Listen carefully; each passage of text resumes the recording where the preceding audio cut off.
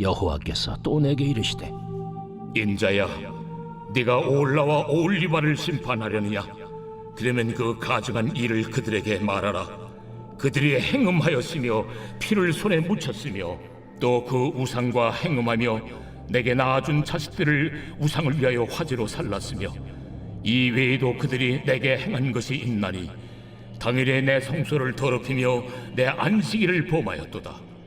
그들이 자녀를 죽여 그 우상에게 드린 그날에 내 성소에 들어와서 더럽혔으되 그들이 내 성전 가운데서 그렇게 행하였으며 또 사제를 먼 곳에 보내 사람을 불러오게 하고 그들이 오매 그들을 위하여 모욕하며 눈썹을 그리며 스스로 단장하고 화려한 자리에 앉아 앞에 상을 차리고 내 향과 기름을 그 위에 놓고 그 무리와 편히 짓거리고 즐겼으며 또 광야에서 잡류와 술 취한 사람을 청하여 오매 그들이 팔찌를 그 손목에 끼우고 아름다운 관을 그 머리에 씌웠도다. 내가 음행으로 쇠한 여인을 가리켜 말하노라. 그가 그래도 그들과 피차 행음하는도다. 그들이 그에게 나오기를 기생에게 나옴같이 음란한 여인 오올라와 오올리바에게 나왔은즉 의인이 간통한 여자들을 재판함같이 재판하며 피를 흘린 여인을 재판함같이 재판하리니 그들은 간통한 여자들이요 또 피가 그 손에 묻었습니다. 주 여호와께서 이같이 말씀하셨느니라. 그들에게 무리를 올려보내 그들이 공포와 약탈을 당하게 하라. 무리가 그들을 돌로 치며 칼로 죽이고 그 자녀도 죽이며 그 집들을 불사르리라. 이같이 내가 이 땅에서 음란을 그치게 한즉 모든 여인이 정신이 깨어 너희 음행을 본받지 아니하리라. 그들이 너희 음란으로 너희에게 보응한즉 너희가 모든 우상을 위하던 죄를 담당할지라. 내가 주 여호와인 줄을 너희가 알리라. 우리가 살아가는 인생은 반드시 대가라고 하는 것을 치러야 합니다. 예를 들어 소중한 생명의 탄생의 기쁨을 맞이하기 위해서는 10달 동안 뱃속의 아이를 안전하게 품고 있어야 하고 또한 이루 말로 표현할 수 없을 만큼의 진통과 고통의 대가를 지불해야 가능합니다. 또한 월급을 받는 그 기쁨도 일정 기간 동안 내게 주어진 시간들 안에서 귀한 땀을 흘려야 하는 대가를 지불해야 하는 것이죠. 합격의 기쁨도 직장 문을 열고 들어가는 것도 나름대로 이에 대한 뒷가를 다 지불해야 합니다. 좋은 곳으로 비행기를 타고 여행을 가기 위해서는 여행 비용에 대한 대가를 지불해야 되는 것이죠. 이처럼 우리가 살아가는 삶은 공짜라고 하는 것은 없는 것 같습니다. 설사 공짜라고 생각을 해서 너무나 기분이 좋았지만 시간이 지나면 반드시 그 부분에 대한 대가를 지불하게 되어 있는 것이 우리 인생입니다. 이와 마찬가지로 죄도 대가를 지불해야 합니다. 우리는 통상 하나님은 사랑의 하나님이다 라고 하는 개념이 너무나 강하고 크게 자리 잡고 있어서 단순히 내가 지은 죄를 용서해 주신다 라고 하는 것에 너무 집중되어 있을 때가 많습니다. 그런데 여러분, 하나님은 사랑의 하나님이시면서도 동시에 공의의 하나님이십니다. 하나님의 사랑이 진정 하나님의 사랑이 되기 위해서는 반드시 하나님의 공의가 전제되어야 합니다. 그것이 바로 죄의 대가입니다. 음식을 사고 음식값을 지불하지 않으면 그것은 범죄입니다. 도둑질입니다. 이처럼 내가 지은 죄 역시 죄에 대한 대가를 지불해야 되는 겁니다. 물론 우리 예수님께서 내가 지은 모든 죄를 이미 십자가상에서 다 용서해 주시고 죄값을 지불해 주셨습니다. 우리는 이 십자가의 은혜를 오늘도 믿고 살아갑니다. 그렇다고 해서 내가 지금부터 짓는 모든 죄의 대가는 이미 예수님이 다 지불하셨으니까 나는 죄 지어도 이제는 그 죄에 대한 대가를 이 땅에서 지불하지 않아도 된다라고 하는 생각은 참으로 잘못된 생각입니다. 자, 오늘 우리가 함께 다루게 될 본문에 바로 이 죄에 대한 대가를 하나님께서 명확하게 지적하고 계시는 장면이 나오는데요. 자, 본문 48절 말씀을 한번 보십시오. 내가 이 땅에서 음란을 그치게 한즉 모든 여인이 정신이 깨어 너희의 음행을 본받지 아니하리라 라고 하는 말씀입니다. 우리 사랑하는 성도 여러분, 성경은 죄가 가져오는 무서운 결과에 대해 반복적으로 말씀하고 있습니다. 하나님은 죄를 결코 가볍게 보지 않으시고요. 반드시 그에 대한 대가를 치르게 하십니다.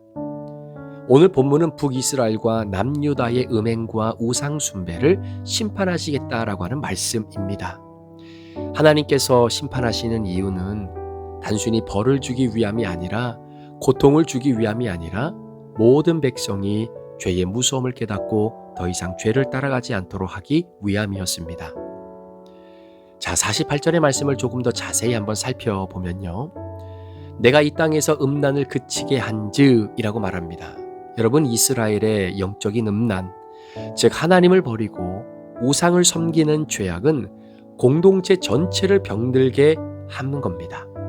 그래서 하나님은 죄를 멈추게 하기 위해 반드시 심판을 행하시는 것이죠. 여러분, 음란이라고 하는 죄가 바로 그런 것입니다. 음란은, 또한 간음은 나 자신만을 파괴하는 죄가 아니라 나와 연관되어져 있는 바로 그 공동체 전체를 병들게 하는 죄입니다. 그래서 하나님은 그 죄를 멈추게 하기 위해서라도 반드시 심판을 행하게 되시는 것이죠. 또한 모든 여인이 정신이 깨어 라고 이야기합니다. 자, 심판을 목격한 사람들은 정신을 차리게 됩니다. 죄의 결과를 눈으로 보고 경험할 때 비로소 사람이 깨어나게 되는 거죠. 죄를 대수롭지 않게 여기던 영혼이 그 죄에 대한 대가와 심판을 받는 모습을 바라보면서 자신의 영혼이 진지해지는 순간이 되기 때문입니다. 그리고 마지막 부분에 너희의 음행을 본받지 아니하리라. 하나님의 죄에 대한 목적은 다른 이들이 죄를 따라가지 않게 하기 위함입니다. 심판은 파괴가 목적이 아니라 경각심을 주어서 새로운 길을 걷게 하려는 하나님의 사랑의 수단이기도 합니다. 자, 그렇다면 죄의 대가를 치러야 하는 이유가 무엇인가? 첫째는 하나님은 공의로우신 분이시기 때문입니다. 여러분, 죄는 반드시 대가가 따릅니다. 로마서 6장 23절 말씀에도 죄의 삭은 사망이다 라고 말씀하셨거든요. 하나님의 공의는 죄를 그냥 덮어두지 않으십니다.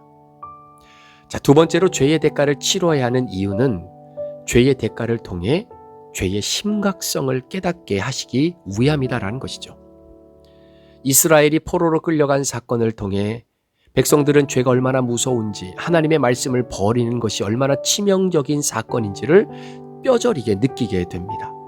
하나님만을 사랑하지 못하고 하나님만을 의지하지 못하고 우리가 오로지 신뢰하고 따라야 할 그 하나님을 저버리고 우리가 아수르와 바벨론을 의지하고 심지어 애굽과 손을 잡기 위해 나름대로 노력했던 우리의 모든 죄의 모습이 얼마나 심각한 문제를 가져오게 되는지를 하나님께서 에스겔을 통해 철저하게 보여주고 계시는 것이죠. 자, 그러니까 한번 생각해 보십시오.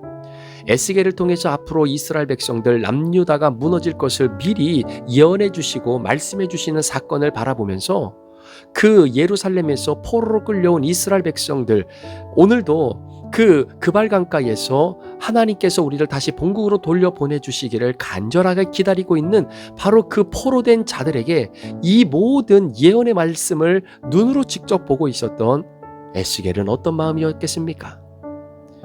마치 나무의 그루터기처럼 남아있는 이 사람들을 데리고 다시 본국으로 돌아가 하나님이 회복할 이스라엘의 아름다운 나라를 다시금 일구어내야 하는 이 상황 속에 여러분, 에스겔은 이스라엘 백성들에게 무엇을 전해주고 무엇을 강조하고 무엇을 잊지 말아야 될 것인지를 그는 뼈저리게 느끼고 있는 것입니다.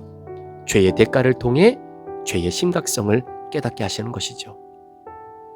자, 마지막 세 번째로 죄의 대가를 치러야 하는 이유는요, 바로 공동체를 보호하기 위함입니다. 한 사람의 죄가 온 공동체를 병들게 합니다. 하나님은 죄를 징계하심으로 말미암아 나머지 백성이 죄를 본받지 않도록 막으시는 것입니다. 반면교사로 삼고 있는 것입니다. 너희의 선조들이 하나님의 은혜를 저버리고 살아갔던 그 사람들이 결국은 죄에 대한 대가를 치르게 함으로 말미암아 앞으로 하나님의 귀한 공동체로 새롭게 설 너희들은 절대로 그 죄의 전철을 밟아서는 안 된다라고 하는 것이죠. 하나님께서는 이처럼 이스라엘 백성들이 지었던 그 모든 죄에 대한 대가를 치르게 하십니다. 정신이 깨어나게 하기 위함이에요. 심판을 통해 인간은 비로소 하나님 앞에 자신을 돌아보고 회개합니다. 고난과 징계는 사실은 회개를 일으키는 하나님의 도구이죠. 우리가 큐티를 하는 이유도 바로 그겁니다. 큐티를 통해 내 죄를 보게 하시고 그 죄를 보면서 우리가 하나님 앞에 회개하는 것이죠.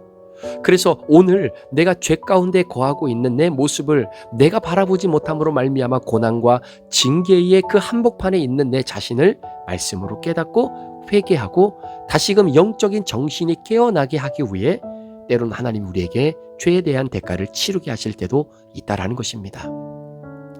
또한 하나님이 우리에게 죄의 대가를 치르게 하시는 목적은 다시는 같은 죄를 반복하지 않게 하려 하심인 것이죠. 죄의 대가를 경험한 사람은 다시는 쉽게 그 길을 걷지 않습니다. 우리가 어린아이들이 이렇게 자랄 때에 막 뜨거운 거 만지려고 하고 막 그러잖아요. 그러면 부모님들이 야, 안 돼. 그거 뜨거워 라고 백날 이야기해도 사실 아이들은 잘 모릅니다. 내가 직접 그 뜨거운 것에 손을 대봐야 이게 진짜 이렇게 뜨겁다라는 것을 알게 되는 것이죠. 그러면 다음번에는요, 뜨거운 거 옆에 가지도 않습니다. 손에 대봐라 라고 해도 대보지 않습니다. 왜냐하면 예전에 그 뜨거운 맛을 본 적이 있기 때문입니다. 하나님이 우리에게 죄의 대가를 치르게 하시는 목적도 마찬가지예요. 힘들죠. 아프지요. 때로는 우리의 마음속에 상처가 되기도 합니다. 그러나 하나님께서는 같은 죄를 반복하지 않게 하기 위해 죄의 대가를 치르게 하실 때가 있다는 것이요. 마지막 세 번째로 하나님이 우리에게 죄의 대가를 치르시는 이유는 바로 하나님의 은혜를 더욱 사모하게 하기 위함입니다. 징계 가운데 우리는 은혜의 필요성을 절실히 느끼는 겁니다. 죄의 무서움을 체험할 때마다 오직 예수 그리스도의 보혈만이 우리를 살려주신다라고 하는 그 믿음의 고백을 다시금 죄 가운데에 하며 살아갈 수 있도록 그 은혜를 더욱 사모하게 하나님이 우리를 인도하신다라는 것입니다. 우리 사랑하는 성도 여러분, 우리의 삶 속에도 하나님은 죄의 대가를 허락하신다라는 사실이에요. 그것이 여러분들의 하나님 앞에 올바른 모습을 보이지 않는 그런 하나님의 심판의 대가가 아닙니다. 하나님이 우리가 미워서가 그런 것이 아닙니다. 건강의 문제로, 때로는 관계의 깨어짐으로, 때로는 경제적 어려움 등 다양한 모습으로 하나님이 우리의 삶 속에 죄의 대가를 허락하실 때가 있습니다. 그런데 꼭 기억하셔야 됩니다. 큐티하는 사람들은요, 이것은 단순한 형벌이 아니라 하나님의 사랑의 경고라고 하는 사실입니다. 지금 우리 가정과 교회와 사회를 돌아보며 혹시 하나님 앞에서 징계받을 만한 죄는 내 삶 가운데 없었는지 우리 한번 살펴봐야 합니다. 죄의 길을 멈추고 여러분 회개하는 것이 가장 지혜로운 성도가 걸어가는 길이지요. 오늘 말씀은 우리에게 좀 무겁게 다가오기도 합니다. 그럼에도 불구하고 동시에 소망이 있는 말씀입니다. 하나님은 죄를 미워하시지만 죄인을 사랑하시며 돌이키길 원하십니다. 징계는 끝이 아니라 새로운 시작을 위한 하나님의 도구입니다. 그러므로 사랑하는 성도 여러분, 죄의 대가 앞에서 낙심하지 마시고 오히려 회개와 순종으로 함께 나아가십시다. 결국 우리를 죄에서 건져내시고 생명으로 이끄시는 분은 오직 예수 그리스도이시죠. 그분 안에서 오늘도 우리가 영적인 정신을 바짝 차리고 다시는 죄를 본받지 않는 그 거룩한 삶을 오늘도 믿음 안에서 함께 살아내는 우리 거룩한 성도들 여러분 모두가 되시기를 우리 구주 예수 그리스도의 이름으로 간절히 축원합니다. 기도하시겠습니다. 하나님, 우리 하나님은 죄를 너무나 미워하십니다. 그러나 그렇게 미워한 죄 가운데 거할 수밖에 없는 우리 죄인은 너무나 사랑하십니다. 그래서 그 사랑을 우리에게 보여주시기 위해 죄의 대가를 치르게 하시는 것입니다.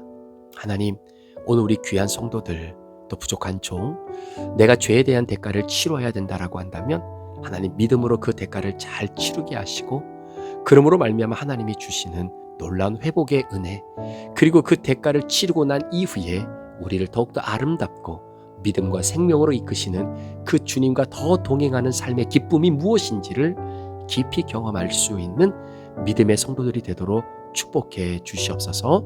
감사를 드리며 예수 그리스도의 귀하신 이름으로 축복하며 기도합니다. 아멘.